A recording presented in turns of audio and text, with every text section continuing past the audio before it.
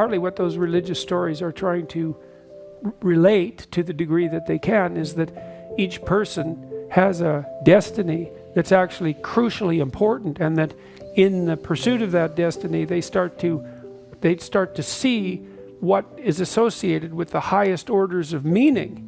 One of the reasons that I believe that each person should take their place in life, and that this is so important for each individual, is that we all have that potential residing within us. And it has the possibility of making the world more like hell or more like heaven. And to the degree that we can have the courage and the faith to manifest that in a positive way, then we tilt everything in a positive direction. And that's not some naive sort of namby-pamby positive direction where everyone's nice to each other all the time. That's like the ongoing march of civilization that makes the world, that feeds people and cures disease and helps take care of children and keeps suffering under bay and keeps malevolence in check. And that's all part of that divine capacity that people have. And religious systems are an attempt to communicate that across the centuries. And it's not an easy thing to divine from them, but it's a very important thing to understand. And I really do believe that you leave a hole in the world if you don't fill it, if you don't fill the space around you with the destiny that's part and parcel of the best part of you. And it's not good. You have to have a sense of, you have to have two senses. You have to have a sense of how terrible the world is and could be. And then you have to decide that you're going to move away from that as much as you possibly can, at least to move away from that. To have a conceptualization of hell.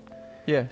And to be properly terrified of that, and to understand that that's a place that you can put yourself and drag other people into, and that it's sufficiently real. And that's the proper message of the 20th century. And then to think about how you might improve yourself incrementally so that that probability decreases, and then you can start to develop a vision of what things might look like if they were better, and strive towards that. And partly what I'm doing now is, for me, trying to clarify the relationship between meaning and responsibility, which I think is, of all the things that I've been talking to people about, probably the most useful, to help people understand that you need a meaning in your life to buttress yourself against the tragedy and the malevolence and the betrayal, and that you find that fundamentally in adoption of responsibility. Now that can become excessive, if it's too one-sided and you don't see a part for other people to play. But fundamentally you need to carry a weight that's Sisyphus, and that weight should be something that you truly regard as worth carrying. It justifies the sacrifices, it orients yourself in life, it provides you with a sense of meaning, it constrains your anxiety, gives you a certain amount of dignity, and it puts the world, it moves the world forward in a better manner. And I do believe that each of us every day decide with every decision whether we're going to make the world a better place or a worse place. And so that's meaningful for me. That's the essence of what I believe meaning to be, the instinct that orients you towards proper action in the world. It's the most real thing there is.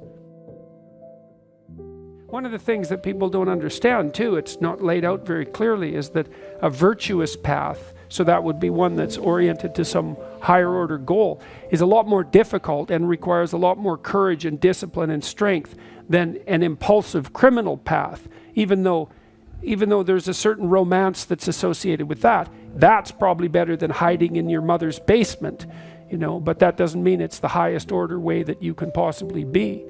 And so part of orienting yourself in the world is to heed that call to adventure, and to try to make the adventure as difficult as you can manage, and as productive in consequence as you can manage. You have written a book and done a series of lectures that have become embraced around the world. Some people don't get lucky breaks like That's that. for sure. Some people just die, and horribly.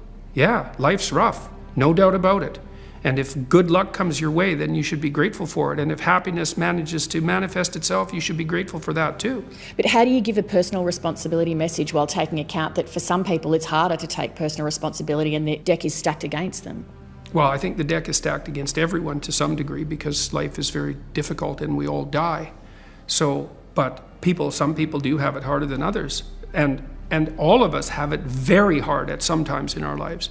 It's like, well, what's the alternative? You take responsibility for that and try to struggle uphill, because the alternative makes everything worse.